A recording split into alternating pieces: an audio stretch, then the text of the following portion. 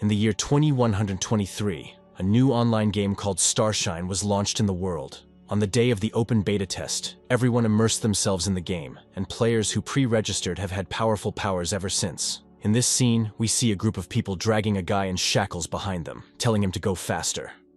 Back to the story. Just 5 years after that, public order was on the verge of collapse. Now we see this guy in chains, clearly tired of walking. His name was Chen. He was the only player who passed the internal test, and in his naivety, revealed his identity before spreading his wings. And in the end, the people around him started to die.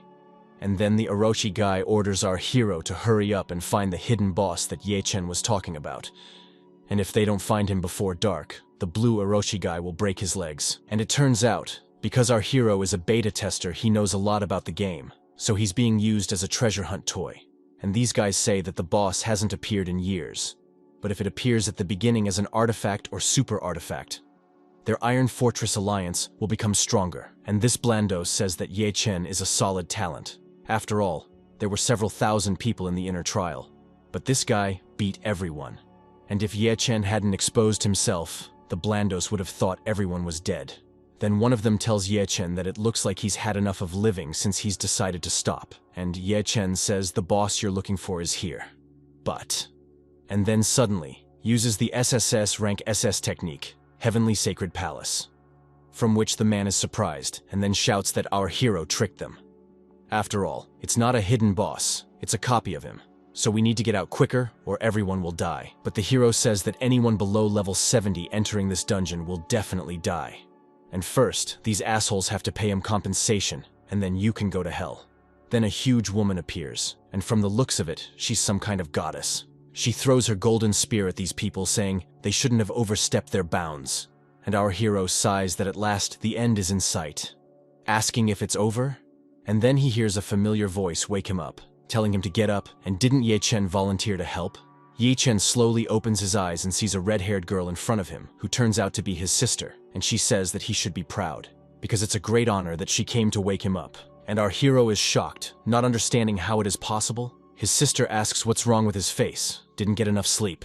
Chen starts to feel his sister, maybe it's just a dream, which makes her furious. So she gives our hero a good kick in the leg, from which Chen flies off into the wall and it cracks. And then he notices the calendar and sees that it's April 10th, 2123, which means he's back 5 years, a week before the beta test officially opens.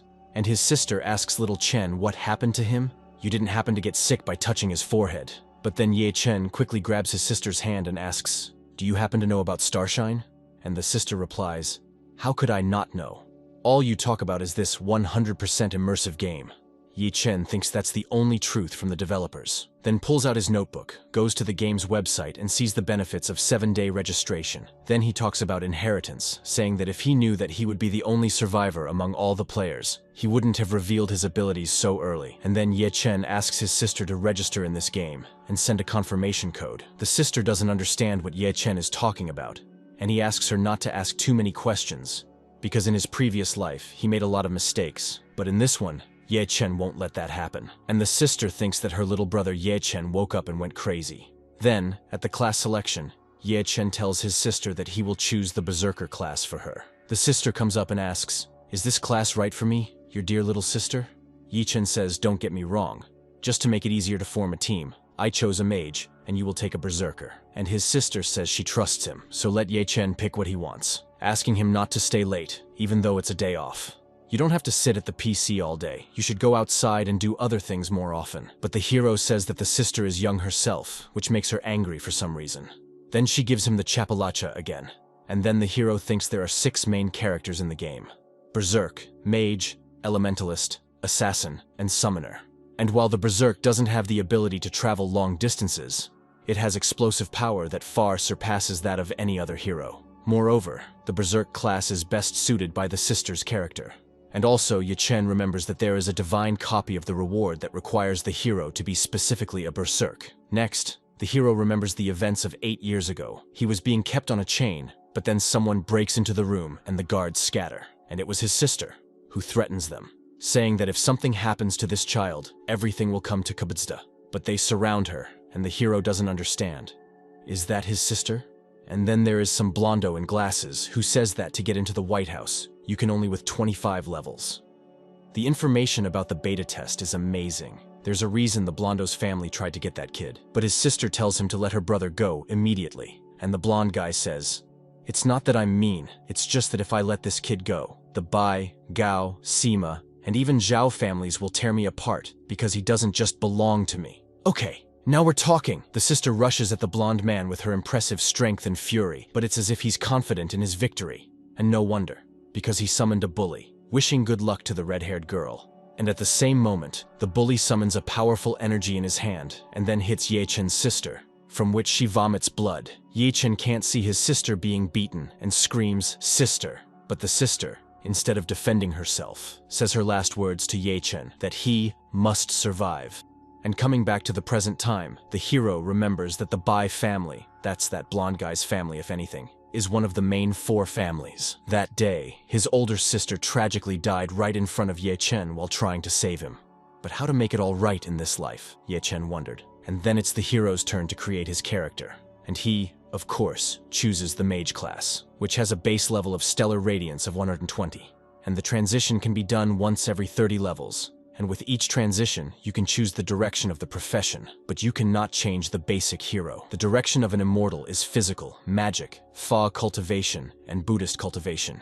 In his past life, due to his skills, he chose Dharma refinement. This was what he had originally chosen, but by the time he had time to regret his choice, and it was too late. And finally, the time had come to refresh his memory, the so-called 7-day registration. And when the hero was about to leave, the sister comes up and asks, "Where are you going?" The hero replies that he has business to attend to.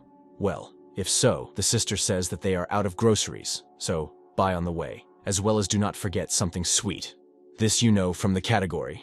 Well, if you go to the cottage, then paint the fence. In general, Ye Chen says that everything will be okay, so do not worry. Checking his phone, the hero thinks that he doesn't have enough money to prepare for the apocalypse.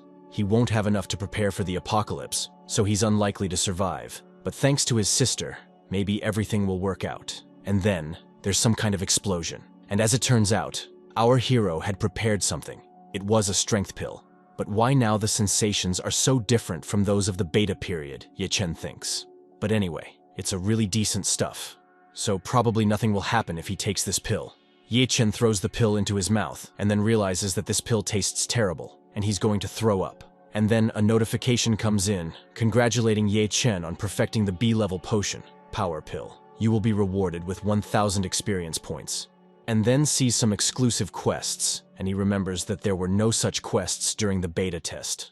And the system says that the exclusive quests are for internal test players only and require you to complete the prerequisite tasks before you can open them. And that was when the hero realized, unsurprisingly, that the first task was to take the so-called Pill of Strength and Fortress. And after the HEA ended in his past life, Ye Chen was busy informing Bai Yu, and he didn't have time to care about anything else. That was why the Bai family was using him, and it must be that these 6 elements stand for wealth, skills, physical training, and mental strength. But the hero doesn't understand, what is this land? And in order for cultivation to be successful, you need someone to accompany you, as well as shelter from the wind and rain. And it seems the so-called land corresponds to the Tao and heavenly paradise that the game mage usually possesses. And then comes the notification that our hero has taken a corrupted D-rank pill, so he needs to take an A-rank pill as soon as possible. And also you can train to increase the value of the body. And it looks like the hero has no choice but to train hard to be one step ahead of the rest. That is, to make sure that his rebirth is not in vain, so to speak, to go beyond his limits. Then in another scene, the hero trains hard, carrying impressive weights. And then again in another scene, we see a crowd of men lying down. And a girl with white hair says she's a lady from the Bai family, so your guards are just a laugh, which makes this guy feel like a loser. And then she asks, "What's your goal? If you need money, give me the amount, because you know I don't have a problem with it." And the man with the knife says, "Yeah, as expected from a lady from the Bai family, you've got money to spare. But like people, they have their rules too. If someone pays us to tie you up and bring you in, we naturally have to comply with the employer's demands." And then he asks if you want to go or should I tie you up. Well, the lady does not waste time, throws her geolocation to someone, and then goes to the car. And our hero gets a message on his phone and thinks, who is this man Bai Yu? And then he remembers that in his past life, around the same 2 days, Bai Yu was kidnapped by Bai's enemies. And then Ye Chen was able to call the police after receiving a report from her. The police, based on the location of the phone, were able to rescue Bai Yu. But at the same time, the Bai family members wasted no time in attacking Bai Yu, thus trying to take away her inheritance. And in the end, she had to voluntarily surrender due to pressure from all sides. After that group of assholes took advantage of Ye Chen and Bai Yu's relationship. They deliberately lured her into a trap where she had to save him, and then they were going to kill her, thereby usurping control of the family.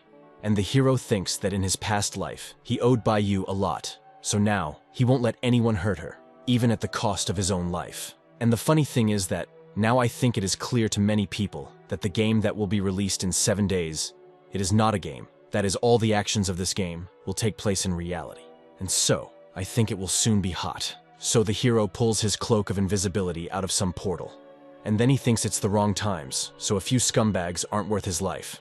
Well, if you have gone to become dogs on the leashes of the Bai family, then be ready to be torn to pieces.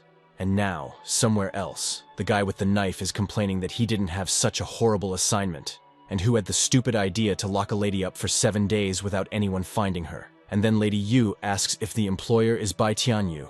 And this guy says, "Don't be so arbitrary." And then he remembers that he was told to keep her safe, but no one said he couldn't touch her, saying he has to sit here all week. So he asks Lady Yu for Lady Yu's cooperation. But if she says no, he doesn't know what he'll do. And just as his stumps are reaching for her, he gets a powerful punch in the stomach, much to the surprise of Lady Yu and those assholes. And these assholes ask, "Who is this guy?" Ye Chen takes off his hood and asks, "Called? I'm just a passing immortal." Then the first thing he does is walk over to Lady Yu and tells her to wait a bit until he's all sorted out. Suddenly, Ye Chen is attacked by a guy with a knife, saying it doesn't matter who you are, but since you came, I'll show you. The hero stares at this guy intently, then abruptly grabs his arm trying to break it. But the devil breaks free, saying he still has powers, so don't let him get cocky. And then more badasses show up, saying these two aren't tenants. And then they start attacking.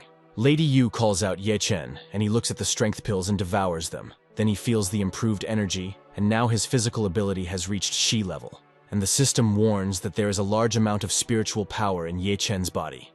To avoid being killed by its explosion, it is recommended to release the spiritual power from his body as soon as possible. And then, Lady Yu was shocked by what she had just seen. After all, Ye Chen had swept through those rascals like lightning, causing them serious damage. And then the system congratulates Ye Chen for reaching B-level physical ability. And this curly-haired man was very happy, because he thought that this fight would be boring. But Ye Chen gave him a very good surprise. Asking him, how much fun will Ye Chen bring him? Ye Chen's hand was already near the coachman, which seals him to the ground. The coachman was surprised, thinking it was impossible. And then, Ye Chen says that he has no time or strength, so these bastards can run away. And the system congratulates him that his strength has reached level A, and his reward is 1,000 experience points, and a piece of random level equipment. Lady Yu snuggles up to Ye Chen and says that now that she feels his warmth and smell, she recognizes him as her classmate. And looking at him back then, she didn't recognize him at all. And he says, "Didn't you send your location? I was just nearby warming up, so I rushed to you as soon as I saw you." And then he asks, "Bai Yu, if I understand correctly, you need to go back as soon as possible and take the chance to attack Bai Tianyu. Isn't that right?" And Lady Yu asks, how does he know that? But he's right. Since Bai Tianyu's grandfather died, he and his family have gone too far. And yes, she really wants to take this opportunity to give them a good thrashing. And then Ye Chen tells Lady Yu that his words may shock her, but in 7 days, the world will be in chaos. A huge number of people will die, and the model of the world will be rewritten. So he asks her to be restrained. She will know this information in 7 days anyway. Lady Yu touches Ye Chen's forehead and thinks there doesn't seem to be any fever, so why is he talking nonsense? But Ye Chen says that after you leave here, she should immediately register in the Starlight game, and don't do anything else. He'll explain the rest at school. Next, they start to leave, and Lady Yu asks, what do we do with these people? Should we let them go? But Ye Chen says not to worry as he has already called the police, and they will be here soon. Lady Yu looks at Ye Chen with confusion and can't believe it. Is this the Ye Chen she knows? After all, he's changed a lot. And now, coming home in the early morning, his sister is furious. But Ye Chen doesn't understand why she's angry. And she says, explain to me what this is all about. I told you to just buy groceries, not to empty all the stores. Asking if he knows all the money was spent, especially on her credit card.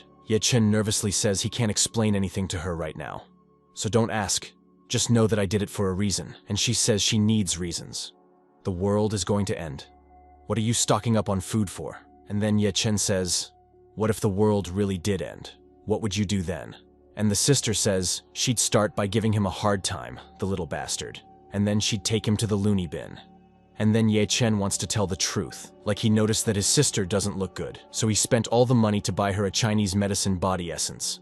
And then the sister says, okay, you're rarely attentive, so I'll let you go this time. And then she says, where is this elixir? Ye Chen shows the pill and tells the sister to drink it. But the sister is skeptical, thinking that this stuff is just a trick for fools with low IQ. And then, in his room, Ye Chen meditates and thinks about the fact that he is now level 10. But without skills, these values can only be superficial, making flexible use of them impossible. And in the coming week, the tasks will focus on the aspects of steam, law, earth, body, and spirit. But if the rest of the items are okay, what about couple? Does one have to be married to complete the assignment? And then the system notifies him that within one day, he needs to be paired with another person of the opposite sex to complete the task. But this person must have heaven, earth, and peace in him. But Ye Chen doesn't understand what the system is saying, so he angrily breaks the phone. And then at school, our lovebirds meet on the roof of the school, and Lady Yu doesn't understand why she has to go to the roof. And our hero says that there are a lot of people in the class, and yesterday he said he would explain everything, so you don't need to ask questions, just listen to me. Lady Yu asks, are you talking about that nonsense yesterday? Which upsets Ye Chen. And then she says she did sign up for that game, and she's an ice mage. And when she came home, the Bai Tianyu family was shocked as if they'd seen a ghost. So it would be a good idea to give them a couple days to suffer. Then Ye Chen asks, an ice elemental mage? And Lady Yu thinks there's something wrong with her choice. But the hero says it's fine, since he has a good chance of surviving the apocalypse with his attack and defense. Plus he's pretty flexible. And of course Bai Yu chose the same thing she did in her previous life, Ye Chen thinks. And then Ye Chen tells the girl that after registering an account, you are given 7 days to complete the tasks. And many of the tasks may seem strange, and you don't have to complete them all. But it's better to complete as many as possible. Also, next Sunday after 12 o'clock, don't panic so that it doesn't happen. In the first stage, don't go out. Stay home to be safe. But Lady Yu says she's already completed one task. The main page says she can pick up a 1,000-point reward and a piece of equipment, but I can't find the so-called backpack. Now you're telling me not to go out on Sunday?